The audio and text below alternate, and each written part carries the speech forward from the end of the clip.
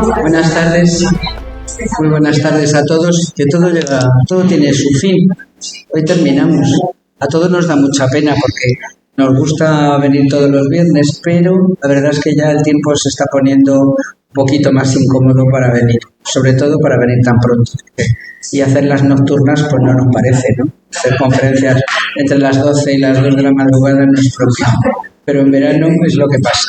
Bueno, pues hoy para terminar nuestro curso de este año pues tenemos un broche de oro para cerrar, porque hoy tenemos con nosotros ni más ni menos que a la doctora Miriam Seco Álvarez, y les voy a contar un poquito, porque es un poquito viajera, un poquito Willy Fogg, aquí mi amiga Miriam.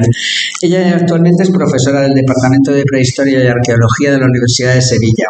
Se licenció en Historia con la especialidad de Historia Antigua, también en la Universidad de Sevilla, y se doctoró también en la Universidad de Sevilla con una tesis llamada Representaciones de niños en las tumbas privadas de Tebas durante la 18 dinastía. Para hacer esa tesis realizó su investigación en el Instituto de Egiptología de la Universidad de Tübingen. Ya tenemos aquí un saltito hacia afuera. Actualmente dirige las excavaciones, como todos ustedes saben, de la puesta en valor del templo de millones de años de Tutmosis III en Luxor. Esa especie de explanada que veíamos allí delante de las tiendas cuando pasamos y tal, bueno, pues ella la está sacando a la luz. Desarrolla este trabajo en colaboración con el Ministerio de Antigüedades egipcio y ha trabajado con el Instituto Arqueológico Alemán en la necrópolis de Dashur, con el Centro de Estudios Alejandrinos en el yacimiento de no sé nunca si es Kuwait o Kait, bueno, allí en la torre esa que hay allí en Alejandría. Con el Instituto de Arqueología Náutica en el yacimiento de Sadana Island en el Mar Rojo, en el proyecto de excavación del templo funerario de Amenofis III en Luxor.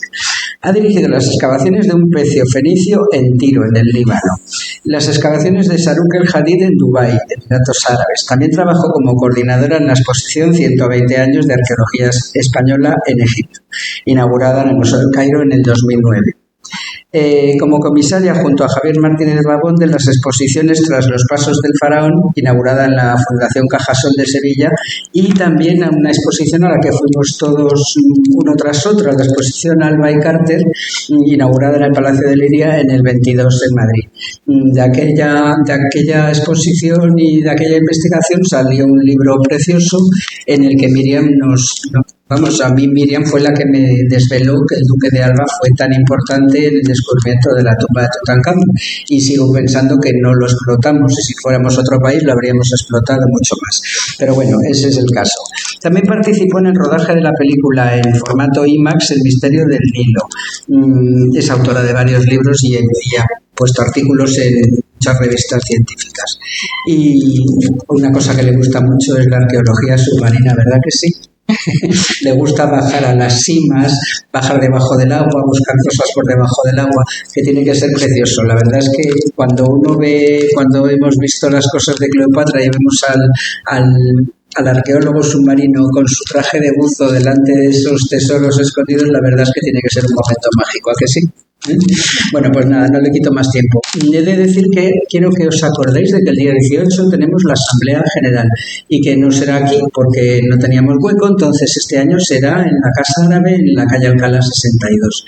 Está entre Alcalá y O'Donnell. Ya sabéis dónde estábamos. Una torre muy alta y se ve de todas partes.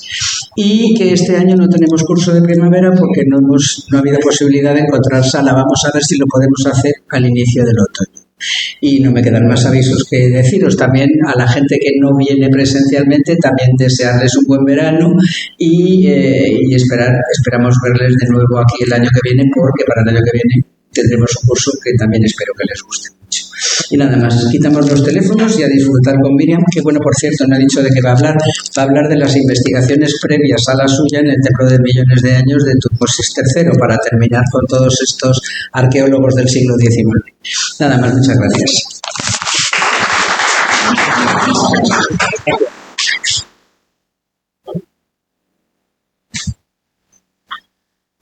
Muchísimas gracias, Rosa, por esta presentación y por invitarme aquí a participar en este curso de la Asociación Española de Egiptología.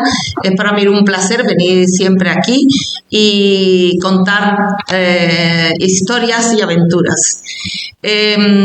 Como bien has dicho, se trata de un curso dedicado a los arqueólogos del siglo XIX y principio del XX, y entonces he elegido pues hablar qué se hizo en esa época en el templo de Tutmosis III. Vais a ver una serie de fotografías preciosas, antiguas.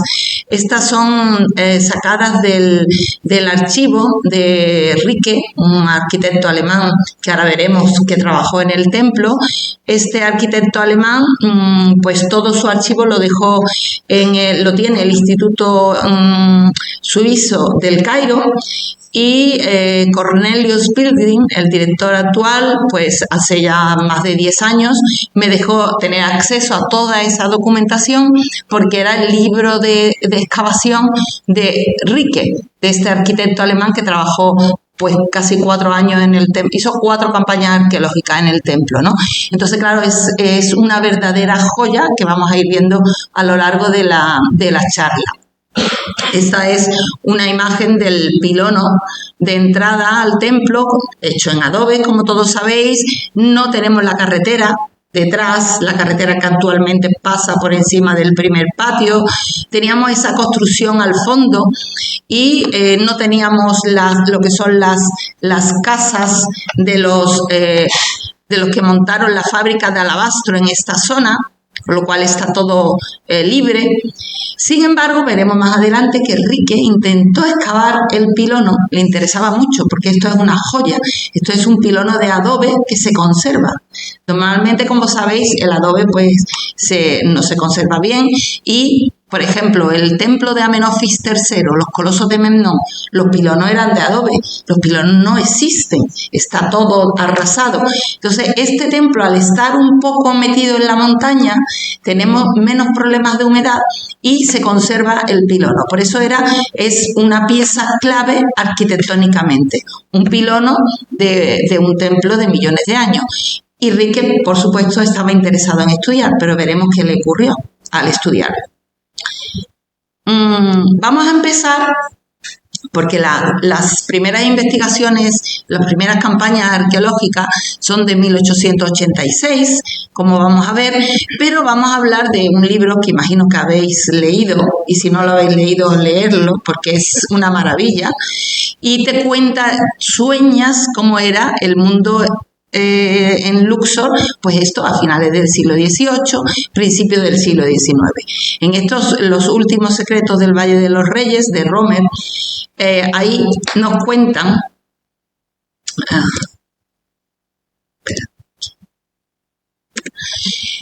vamos a ver algunos detalles de esos primeros años, porque vamos a encontrar que a finales del siglo XVIII ya hay una serie de viajeros solitarios que se dedican, bueno, pues viajan y lo que hacen es escribir y contar lo que ven, ¿no? Entonces, uno de ellos que tenemos es un explorador escocés, que es Bruce, que visitó el Valle de los Reyes en 1768, porque él iba camino de Etiopía para buscar las fuentes del Nilo y paró, evidentemente, en Egipto. Fue a Tebas y él fue el que hizo un dibujo, el primer dibujo que se conoce de la cámara funeraria de Ramsés III en el Valle de los Reyes. Vemos que estos son esporádicos, son viajeros solitarios que van llegando al Valle de los Reyes y van apreciando aquello y lo explican, ¿no? Y otro es Brown, que en 1792, este es un viajero inglés, que ya describe una tumba en el Valle de los Reyes, pero la describe muy detalladamente. Es curioso porque dice, entrando y hace un giro recto hacia la derecha, cuando al revés las tumbas siempre giran hacia el otro lado. y probablemente estaba describiendo una excavación arqueológica que sería la primera excavación arqueológica en el Valle de los Reyes que lo llevaban los turcos. Dejamos esos viajeros esporádicos y nos vamos a la famosa expedición de Napoleón y el comité científico. Sabemos que durante 3 años, desde 1798 hasta 1801, pues un grupo de 100 hombres durante 3 años recorren Egipto, y claro, eso es lo que le da un impulso a la egiptología, porque estos eruditos que recorren Egipto pues dibujan lo que ven, escriben todo, redactan todo lo que ven, y el resultado es la famosa descripción del Egipto, ¿no? Que es una obra de arte, un tesoro, ¿no?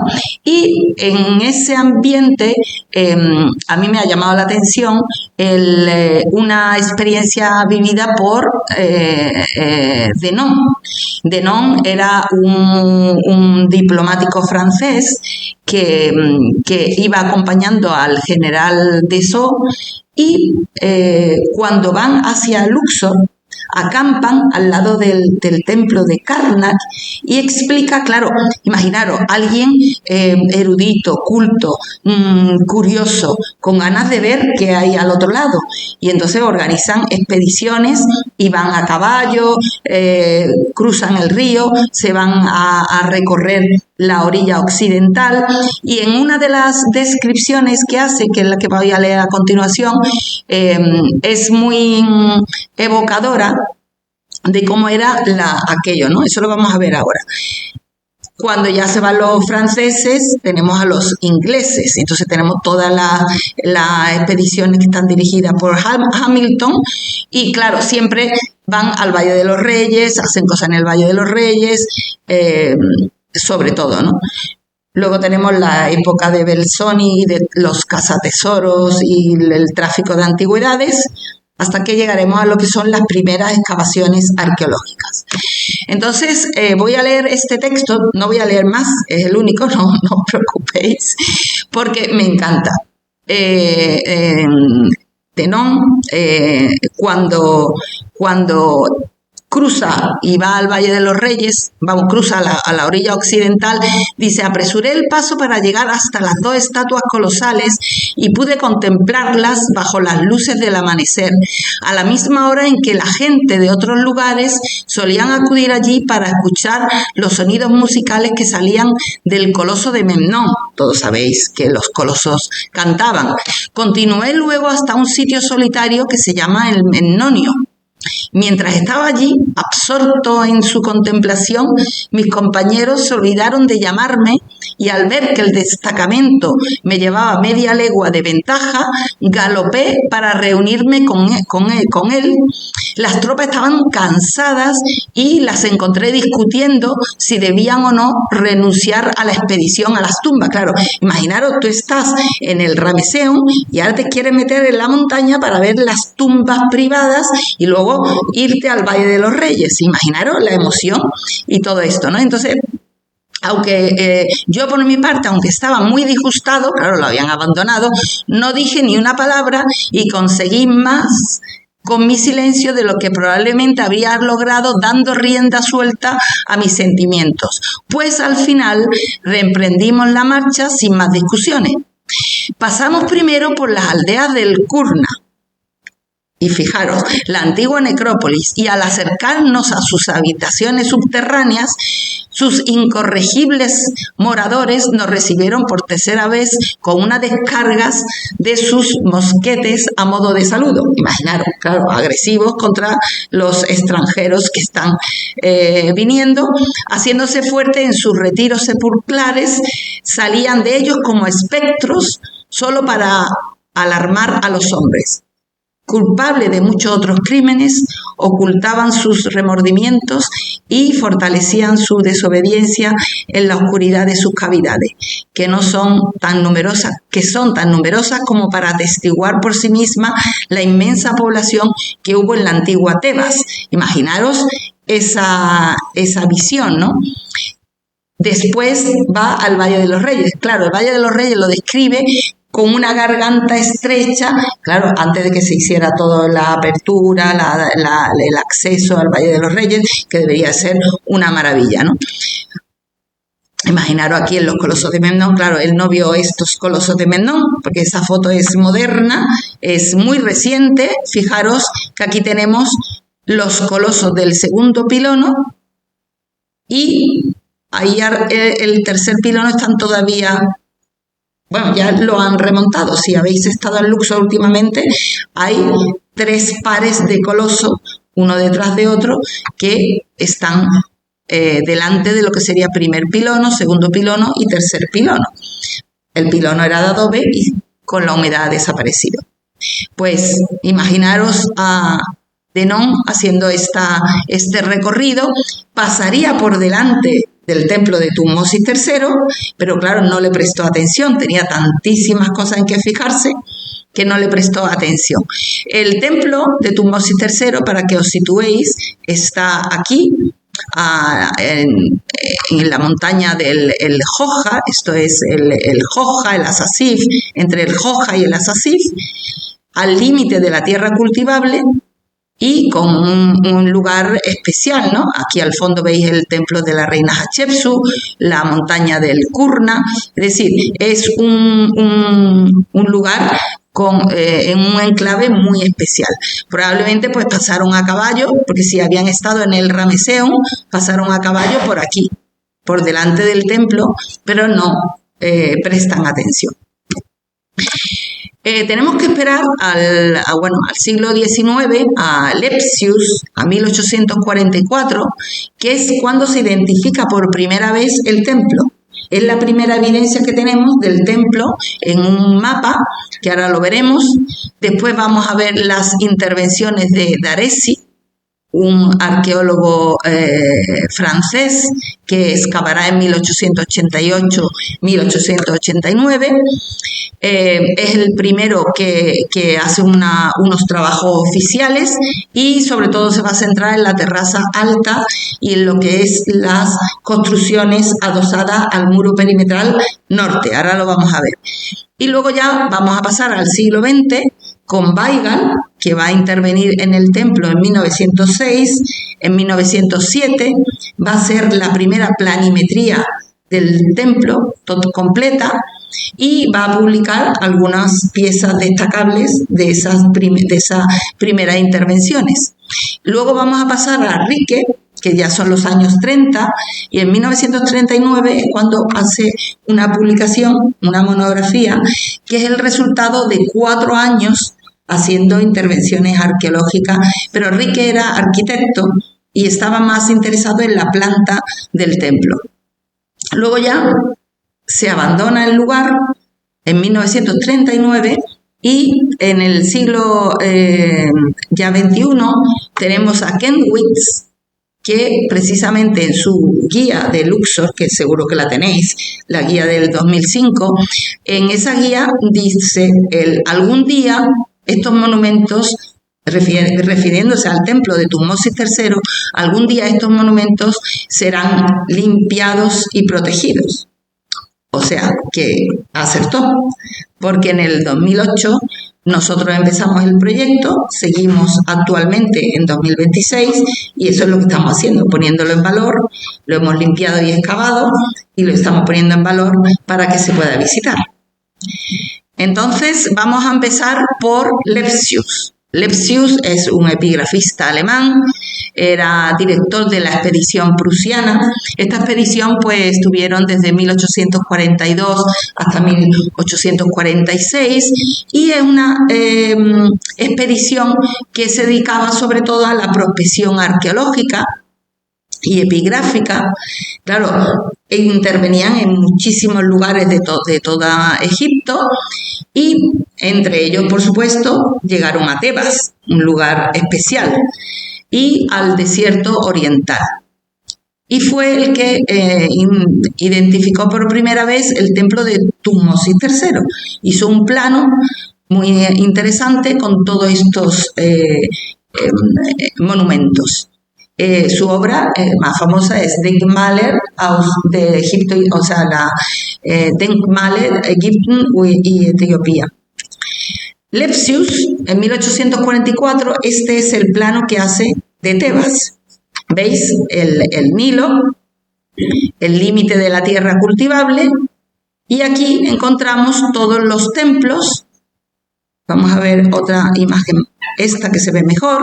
¿Veis? Aquí tenemos el templo de Tutmosis III. Es el primero, incluso refleja el pilono de entrada. Claro, no había en aquella época carretera, pero ya identifica el pilono de entrada y todo el muro y toda la parte del otro lado. Tenemos aquí el Ramesseum, que también lo identifica. No identifica, por ejemplo, el de Amenofis II, que está justo aquí al lado del Ramesseum, donde excavan los italianos. Ese no aparece. Tenemos el de Tutmosis IV, que es otra de las joyas que está totalmente abandonada. Tenemos el del Merentá, tenemos el de Amenofis III y luego ya el de Medinet Habu. Es decir, que entre ellos tenemos al de Tutmosis III. Esto es la primera vez que se habla del templo. Claro, para identificar que era de Tutmosis III era porque había hecho prospecciones y había encontrado adobes con el nombre del faraón. Luego tenemos a Daresi, que es el primero que organiza una campaña arqueológica. Este es un arqueólogo francés. Esta es una figura clave en la egiptología francesa y en lo que fue el desarrollo y la importancia que tuvo el Instituto de Egiptología del Collège de France, una institución importantísima a nivel egiptológico. Y este Daresi durante 36 años excavó por todo Egipto y sobre todo fue un momento clave porque era cuando se empezaban a sistematizar las excavaciones. Hay que tener en cuenta que venimos de la época en la que vamos buscando tesoros para venderlos. O sea, son los anticuarios, son los coleccionistas los que van buscando tesoros y lo venden pues al mejor postor. En este caso ya vamos a identificar, vamos a hacer un estudio de este yacimiento arqueológico. Daresi murió en 1938 y legó toda su documentación al Collège de France. Claro, esta documentación es muy importante porque no solo son sus publicaciones, sino también todos los archivos. Todos estos 36 años de trabajo no paraban de tomar notas, de hacer apuntes y hacer dibujos y todo eso es lo que está en la biblioteca Champollion del Collège de France, que hasta hoy en día hay egiptólogos que pueden seguir investigando a partir de esos archivos, porque evidentemente no le dio tiempo de publicar todo. La primera intervención oficial en Tutmosis III es la que realiza él entre 1888 y 1889. Esta es su publicación. Él publica en el Annales des Services d'Antiquité Égyptien, el ASAE que se sigue publicando. Ahora ha quedado un poco paralizado, pero el ASAE hasta el año 2015 era un referente y se publicaba absolutamente todo lo que ocurría en Egipto en el ASAE. Tenía muchísima importancia, lo que pasa que desde el 2015 para acá o 2014 pues ha ido cayendo y ahora ya no sale nada, ¿no? Pero ASAE era muy importante y fijaros en la fecha, él publica ASAE 26, es 1926, claro. Él había excavado en 1888 y 89. El problema fue que él no publicó inmediatamente después. ¿Qué pasa? Que luego cuando excavó Weigand en 1906, Daresi ya había trabajado, pero lo obvió, no lo tuvo en cuenta, ni lo nombra. Entonces Daresi luego se queja de eso, porque cuando publica él en 1926, cuenta cómo parece ser que Weigand no ha tenido en cuenta las excavaciones que yo he hecho en el templo de Tutmosis III.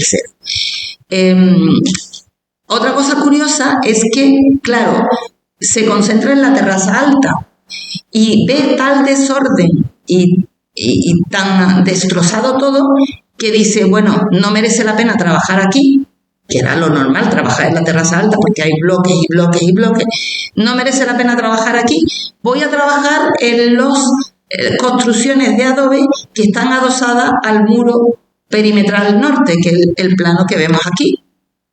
Entonces, toda esta zona es la zona de talleres y almacenes del templo, con una puerta al norte que existe actualmente todavía. Nosotros hemos excavado esta zona también, pero claro, si tú excavas habitáculos de adobe y lo abandonas, ¿qué pasa? Se va destruyendo, se va tapando. Entonces, claro, a los arqueólogos actuales de mi equipo, cuando ven este plano, ve a excavar y tienes este plano. No coincide nada, porque está excavando una estratigrafía inferior. Está desaparecido. Esto es de 1886. Pero, interesante, él ya constata que hay dos fases de ocupación. Habla, como hemos dicho, de restos insignificantes, lo que es la terraza alta. Encuentra un óstraca que está en el Museo del Cairo, pero ahora no hay quien entienda dónde está. No hay manera de encontrar ese óstraca, que lo estoy buscando. Pero interesante, ya habla de dos épocas superpuestas. Nosotros que hemos investigado esa zona hemos visto que hay una época que es cuando el templo está en construcción, hay unos habitáculos, pero luego encima se construye otros cuando el templo está en actividad, y luego hay otros, una tercera fase que ya es de época ramésida. Habla que se conservan los umbrales de puertas en piedra caliza y arenisca. Nosotros hemos encontrado uno nada más. Evidentemente esas piedras han ido desapareciendo. Y curioso, habla de un muro que tiene el sello de Akenatón. Y él atribuye a ese faraón la destrucción del templo. Una cosa muy curiosa. Efectivamente tenemos un muro de Akenatón aquí, pero él ya lo detecta. Dejamos a Daresi y nos vamos a Weigall. Weigall es un arqueólogo inglés que llegó a ser director del Antigüedades de Luxor y fue a reemplazar ¿a quién? A Howard Carter. Howard Carter, como sabéis, había tenido un problema de una pelea en Saqqara que tuvo bastantes consecuencias y lo echaron del servicio de antigüedades. Al que pusieron fue a Weigall. Quizás este es el motivo por el cual había esa inquina de ambos. Es conocida esa inquina, ¿no? Pero ahora os voy a contar más cosas, porque probablemente esto, como los dos trabajaban en el servicio de antigüedades y a uno lo quitaron, lo echaron, al otro lo pusieron en su lugar, pues a lo mejor eso es el comienzo. Pero luego, claro, Howard Carter vuelve otra vez al Ministerio de Antigüedades, al servicio de antigüedades, y descubre la tumba de Tutankamón. Claro, eso al otro. ¿Qué hace Weigall? Weigall escribe un libro titulado Tutankamón y mis expediciones, para hablar de sus expediciones y de sus experiencias en Egipto y en las excavaciones. Nada que ver con Tutankamón, pero como se acababa de descubrir la tumba, aprovechó, un oportunista, aprovechó para escribir la palabra Tutankamón. Y no solamente eso, sino que luego, cuando empezaron los periodistas a hablar de la maldición de Tutankamón, él aprovechó para hablar de cosas extrañas que le pasaban en sus expediciones. Entonces, claro, ahí ya fue un confrontamiento continuo entre ambos, y se dice que Howard Carter se alegró muchísimo cuando murió Weigall, que murió relativamente joven en 1934. Pero ojo, otro detalle, un enemigo, ¿no? Un enemigo, le tengo una inquina terrible, pero aquí en la colección del Duque de Alba sí que hay también los libros originales de Weigand. O sea que luego, claro, al enemigo hay que tenerlo cerca. Weigand también publicó en el ASAE, en el Servicio de Antigüedades, en el número 7, en 1906. O sea, excavó y publicó inmediatamente. Pero veis, ya Weigand es el primero que hace un plano de todo el templo. Vemos los pilonos de entrada, vemos el muro perimetral, documenta todas estas estructuras de casa y de habitáculos, la rampa central, otras casas por aquí, aquí. Estas, por ejemplo, ya ni se ven. Y otra cosa que excavó Weigand, que ningún otro arqueólogo anterior a nosotros había hecho, es excavar una tumba. Este pasillo que veis aquí recortado en la roca, que se mete debajo del muro perimetral, esto es lo que nosotros hemos llamado la tumba 7. Y Weigand la excava y, bueno, la data de finales del Reino Medio, sobre finales del Reino Medio. Efectivamente, como el resto de las tumbas que luego nosotros hemos excavado, que está todo, ya vamos por la tumba número 40. Hay muchísimas tumbas debajo del templo, pero el único que excava una tumba es Weigand.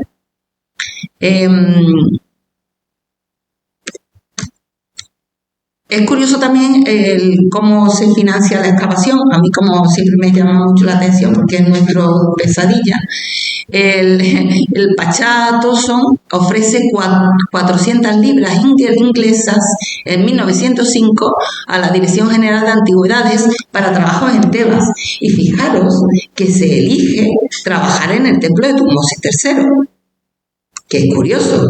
Y bueno, Kibel, que era el que se iba a ocupar, se va a Saqqara y le dejan los trabajos a Weigand. Por eso Weigand es el que recupera estas 400 libras inglesas y habla de la inmensa cantidad de bloques que hay, los apila clasificándolos. Bueno, claro, va amontonando a los lados de los muros, otros menos importantes los tira fuera de los muros perimetrales, construye una habitación a modo almacén para meter bloques, porque claro, hemos visto que Daresi dice que eso no merece la pena, pero Weigand ya se mete a empezar a clasificar toda esa montaña de fragmentos de los relieves de las paredes de las capillas.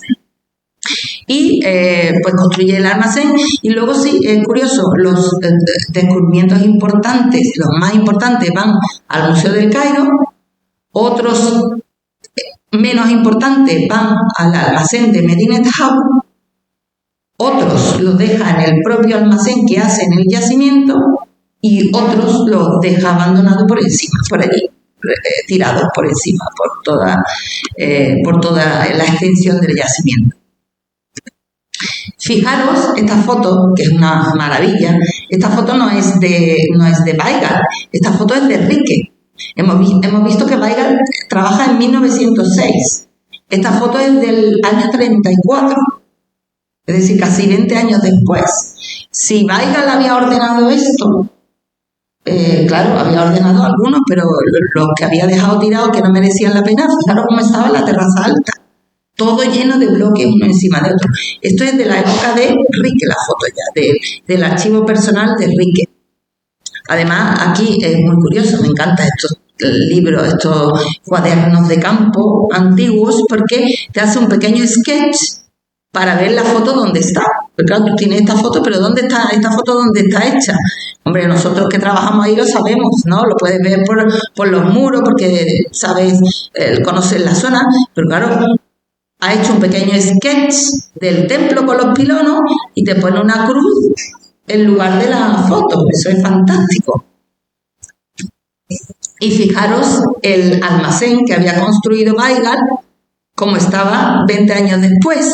Claro, le había hecho una techumbre y bueno, en 20 años pues había con algunas maderas y luego las hojas, la madera de las palmeras. Como lo había hecho. ¿Y qué había hecho? Pues esta pared y luego dentro meter todos los bloques teóricamente de manera ordenada. Pero así quedó 20 años después. Las cosas más importantes sí que se las llevó a Medina Town y las todavía más importantes al Museo del Cairo. Esta es también una vista de la tumba 7 para que veáis que sí la excavó Weigand. Claro, ¿qué pasa? Nosotros cuando leímos todo esto antes de empezar el proyecto, pues claro, empezamos a pedir permiso para buscar esas piezas que están, las del Cairo no, por supuesto, pero buscar piezas en Medina Town. Jamás encontramos ningún fragmento, nada de nada, porque luego eso se ha ido repartiendo para otros almacenes y está todo muy desordenado. Y esto me encanta, o sea, los gastos. Se gastó, gastos en obreros, en el almacén que construyó, en los guardias de seguridad y en cosas de cosas del trabajo. El total, 208 libras esterlinas. Le sobraron 181 porque el Pachá había dado 390, 181 libras esterlinas. ¿Dónde lo utilizan? Se van a quitar arena del templo de Luxor. Curioso.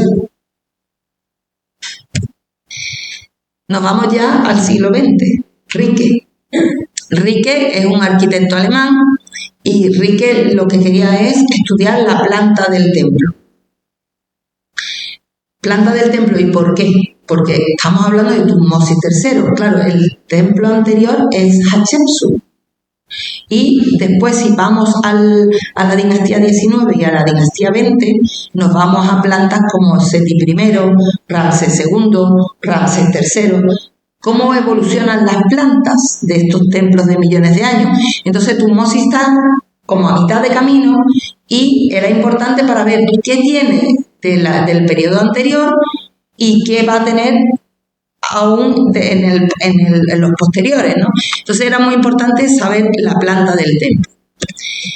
Riquet es mucho más arriesgado, porque claro, hemos visto a Weigand y a Daresi, a Daresi de si esto no merece la pena ni mirarlo. Weigand intentará ordenar algo, pero ya Riquet dice, no, yo voy a buscar todo lo que está in situ y voy a hacer una planta porque quiero ver cómo era este templo, ¿no? Con lo que hay. Y hace esta publicación, que es de 1939, es una monografía, la más completa que hay del templo. Y aquí tenemos el plano del templo, con todos los detalles, el resto de suelo, ¿veis? Estas losas pues son partes del suelo original, todo lo que son las almacenes, talleres y toda esta zona de aquí, los casas de los sacerdotes, esta de aquí arriba, que ya no queda ninguna, la rampa y una capilla dedicada a Hathor en esta zona de aquí, y él hace esta reconstrucción. ¿Veis? En este otro de la derecha, lo que está en negrita es lo que realmente existe, ¿vale? Y entonces, claro, tú tienes un pórtico. ¿Por qué tiene un pórtico? Porque tiene dos bases de pilastras aquí, originales, es lo que aparece en negrita, ¿no? Y después tiene una columna aquí nada más. Claro, tú tienes una columna aquí, ¿vale? Pues entonces había una columna, un patio con columna alrededor, se supone. Y aquí mete un muro, tiene que haber un muro entre uno y otro. Podría ser, ¿no? Y así todo, ¿no? Esto sería el peristilo, esto sería las salas hipóstilas y esta parte de aquí ya el santuario. Claro, el santuario, si veis, aquí sí hay cosas en negrita. Toda esta parte de aquí se puede reconstruir, sobre todo porque cuando hay suelo original, ellos marcan las líneas. Entonces puedes saber el ancho de las muros, puedes saber dónde están las puertas de las capillas, pero claro, toda esta zona de aquí no hay nada, solamente aquí un poco. Entonces sabes el ancho de la zona del santuario, porque tiene este muro y este muro aquí, Pero todo esto es una hipótesis. Claro, ¿qué hace? Bueno, pues se va a Hatshepsut, pues un patio solar, al norte, un patio solar. Pero eso no tenemos luego evidencias. Vamos, in situ me refiero. Aquí igual de esta parte la obvia, toda esta parte de estructuras de almacenes y talleres, y sí que representa estas de aquí. Pero fijaros qué curioso lo que hace aquí, al otro lado. Esto no lo excava Rique. ¿Por qué? Porque eso está debajo de un derrumbe. Y esta zona es lo que hace pues replicar la misma planta de este lado al otro lado. Se supone que tiene que ser igual. Esto después hemos visto que no es así. Y él hace varias hipótesis, porque claro, es que claro, si yo solamente tengo un pilar aquí, dos pilares, dos bases aquí y una columna, yo puedo interpretar que aquí hay un muro entre medio, pero también puede ser que haya dos hiladas de columnas. ¿Veis la diferencia entre este plano y este otro? Son dos hipótesis distintas, porque claro, lo que queda es poquísimo. Entonces es complicadísimo. El que era arquitecto, la verdad que sacaba muchísima información de casi nada, porque el suelo, algunos sitios in situ, pero poco más. Entonces, claro, es todo hipotéticamente. Y luego tiene aquí la capilla de Hathor, que esta capilla de Hathor, ahora veremos, no hay casi nada, solamente la rampa, esta rampa.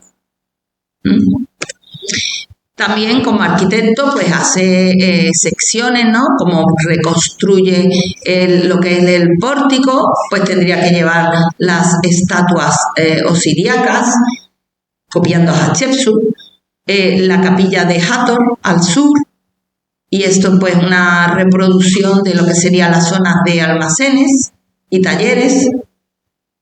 Y sí que hizo cálculos de la altura que tendrían los muros, por el ancho del muro pues saca la altura, por el ancho del pilono la altura del pilono, es decir que luego hizo unos estudios muy interesantes y ves cómo el templo es en rampa, en 3 niveles, y todo eso pues hizo unas reproducciones, o sea, unos dibujos muy exactos y muy interesantes.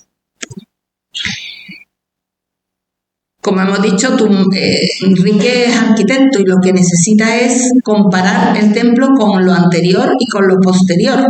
Aquí, por ejemplo, lo compara con el templo de Tutmosis IV, que también es similar en algunas cosas. Este es otro templo que está abandonado, Tebas.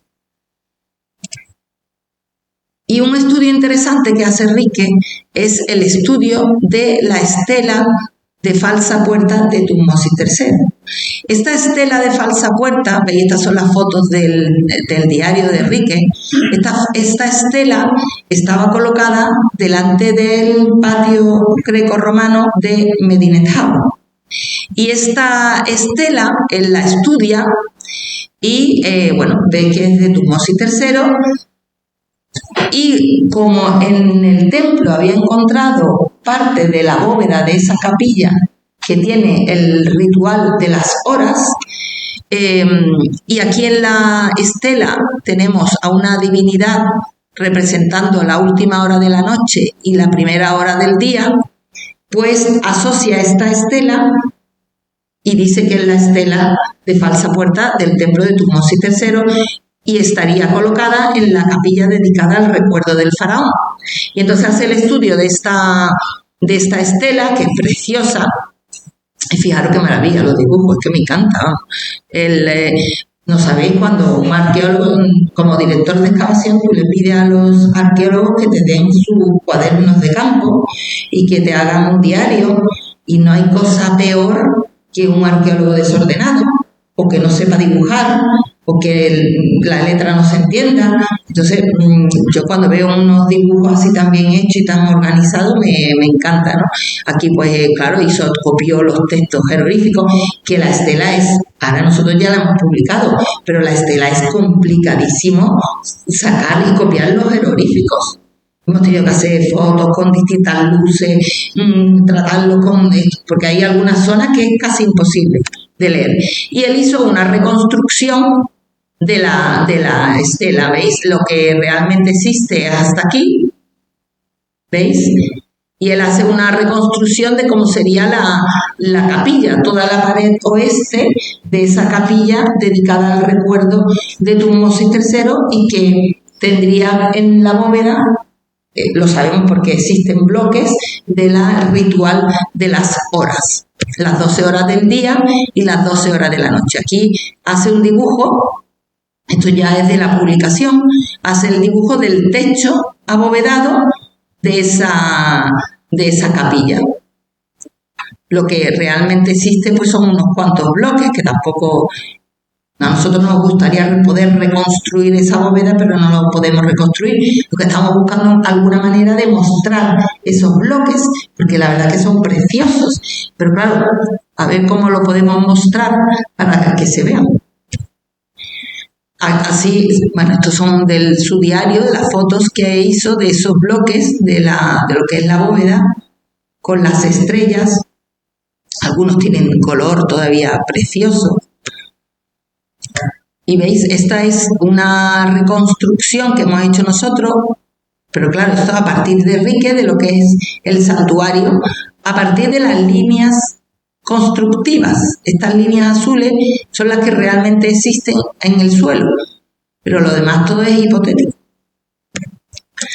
Aquí otra imagen para que veáis de la estela de falsa puerta.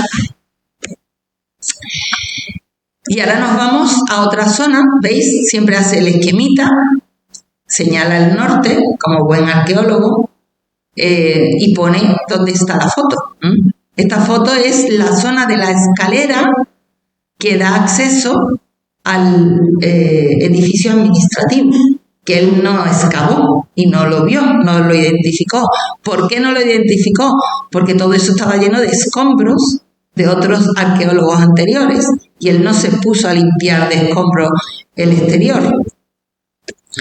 Pero en esta zona, la escalera está aquí, ¿no? En esta zona de la rampa, la capilla de Hathor, lo que encontró fue un capitel hatórico. Un capitel hatórico que lo hemos estado buscando, porque bueno, tendría que estar en algún lugar, ¿no? Desde la excavación de Rique, en el Museo del Cairo no estaba, en los almacenes de Medinet Habu tampoco, en el almacén Carter tampoco, y no ha habido manera de encontrar desde el 2008 buscando el capitel hatórico. ¿Veis? Las distintas fotos que él hizo cuando lo excavó, lo interpreta como muy parecido a lo que había en Hatshepsut, una capilla dedicada a la diosa Hathor. Y otra maravilla, fijaros qué bien dibuja, o sea, un dibujo del capitel con todas las medidas, típico que siempre se te olvida alguna, no, a ellos no se le olvidaba ninguna. Todas las medidas, todo exacto, una descripción exacta, y luego siempre el croquis para enseñar dónde se ha encontrado, una preciosidad.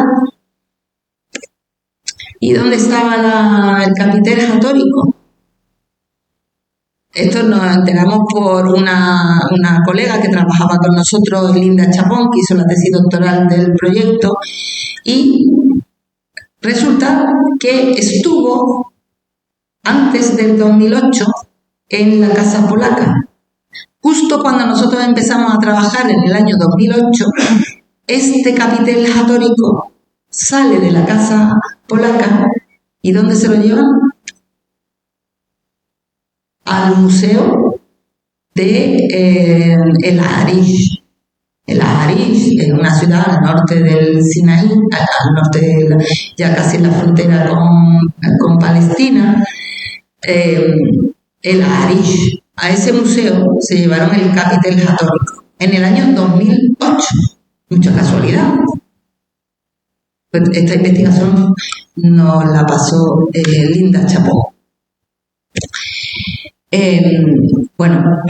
Montones de fragmentos, por ejemplo, este fragmento que vemos al faraón y una mesa de ofrenda, este fragmento no lo tenemos nosotros. Claro, es que hay muchas cosas que no se saben dónde están. ¿Veis? Como él hacía pues todo, traducía todos los textos, hacía los croquis.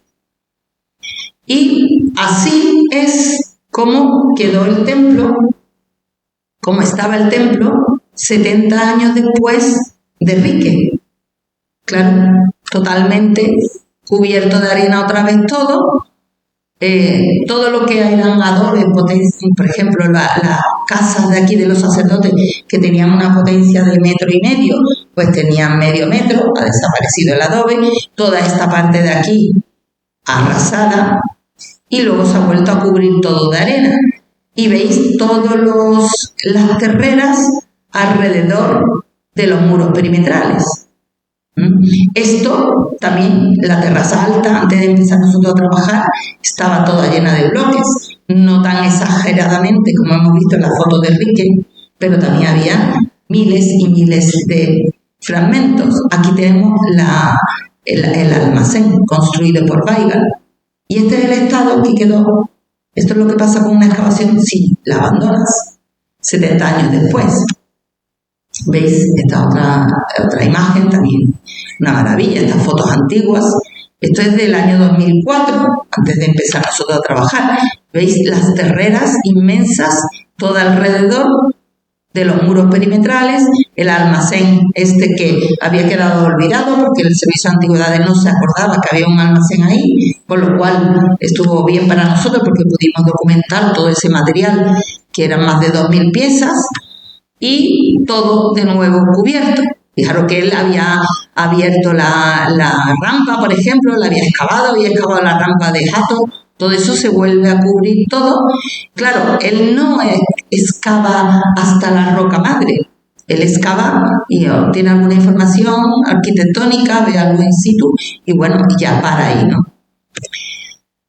Hemos dicho que Ken Wicks pues habla del templo de Luxor, del templo de Tutmosis III, que algún día habría que excavarlo y protegerlo, y así es como está en la actualidad. Después está una foto del año pasado, de diciembre de 2026, con todas las estructuras y todo lo que hemos excavado.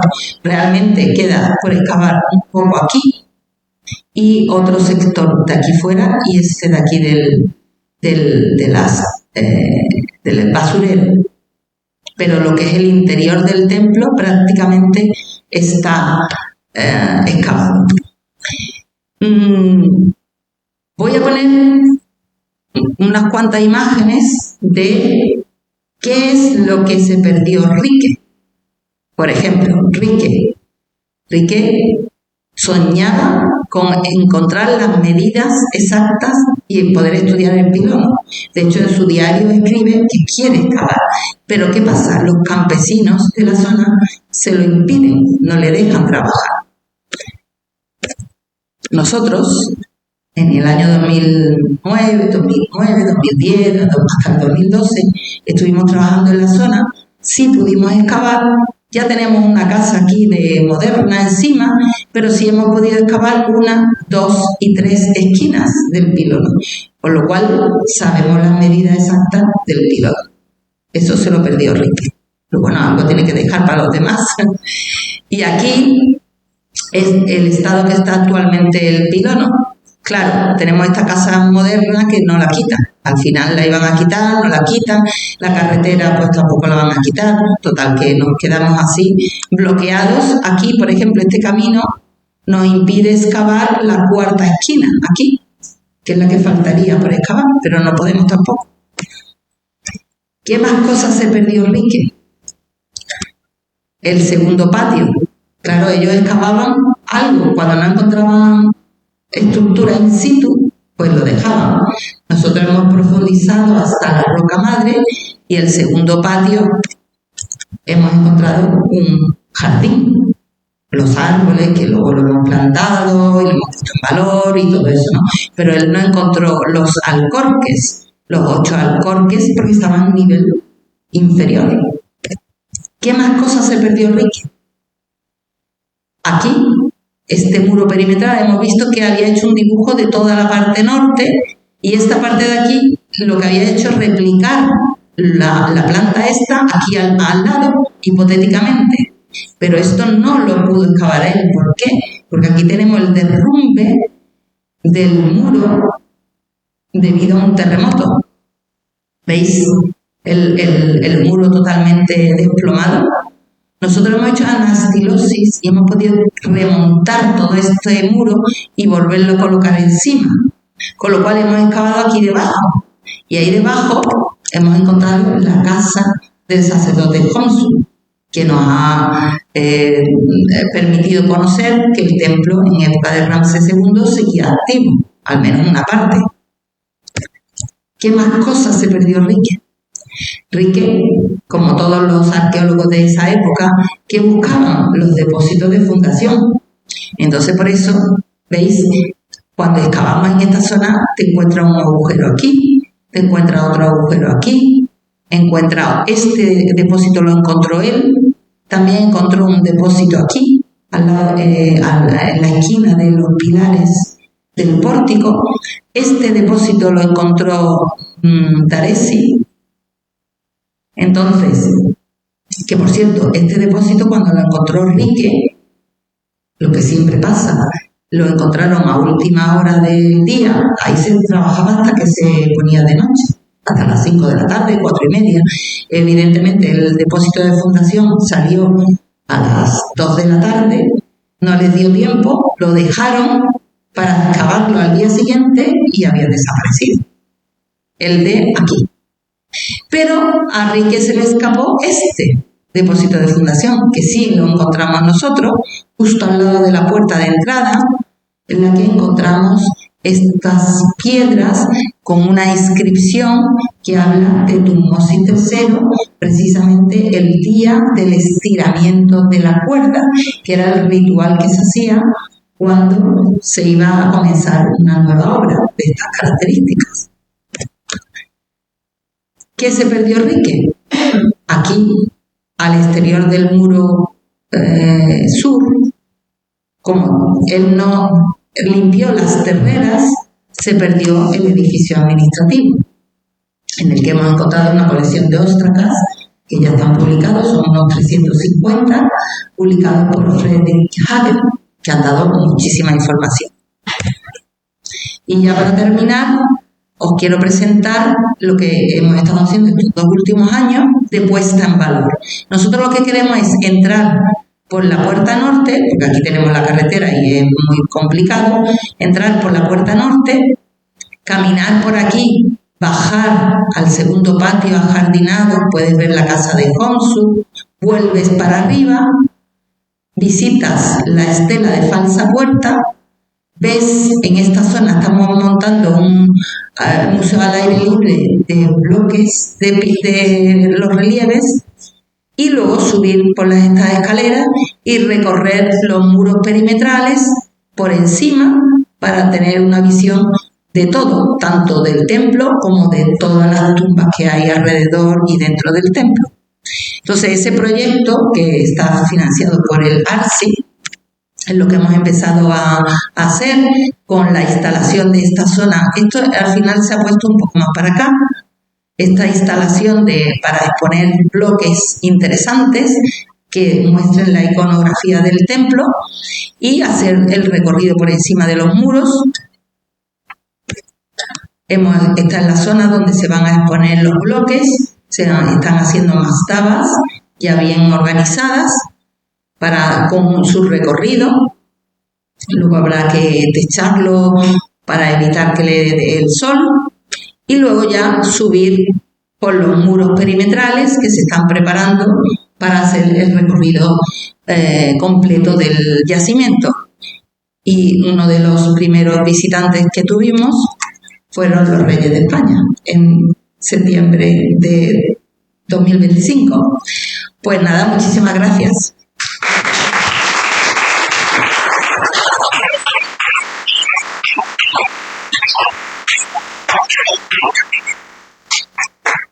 ¿Alguna pregunta?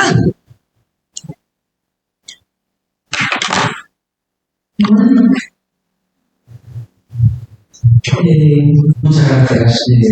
Más que pregunta, pues decir la sensación de esta maravilla que ahora mismo, ¿verdad?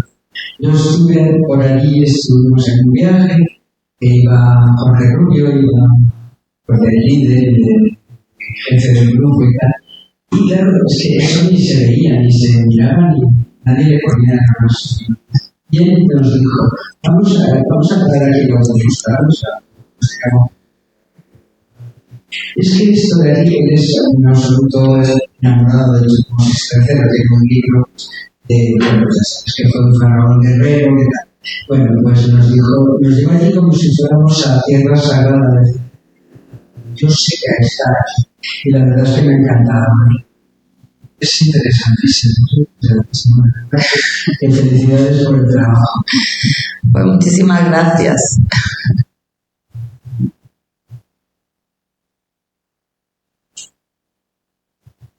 ¿Pregunta más?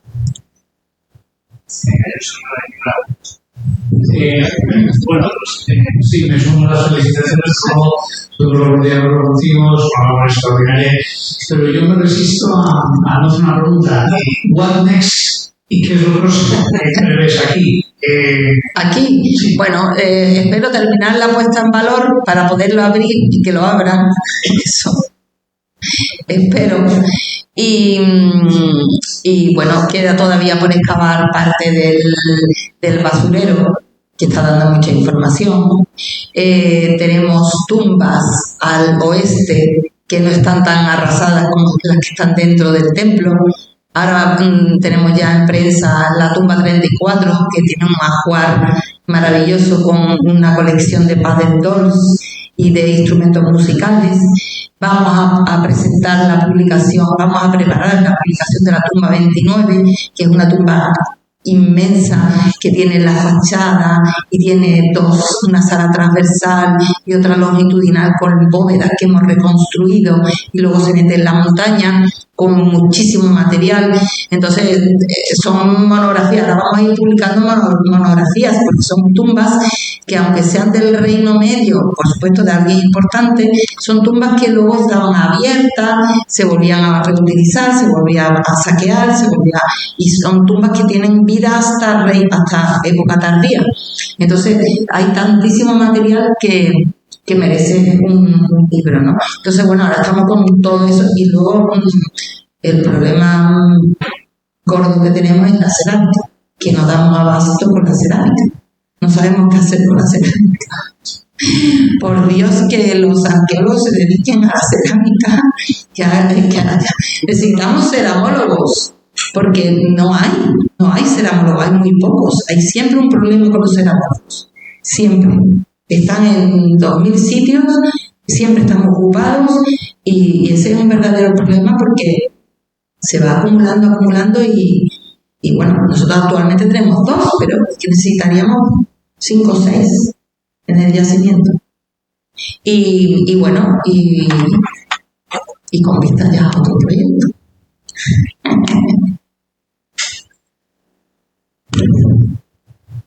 Estoy yo confundida, o al lado del templo de Tojatec y de Sur hay un pequeño templo también, ¿no? Sí, una pequeña capilla. Una pequeña capilla, sí. Pero es que estaba dudando si era de Tutmosis III o no. Sí. Todos aquellos, todos imitando de Tojatec. Sí. Gracias. ¿Algo más? Pues nada, nos vemos en Egipto.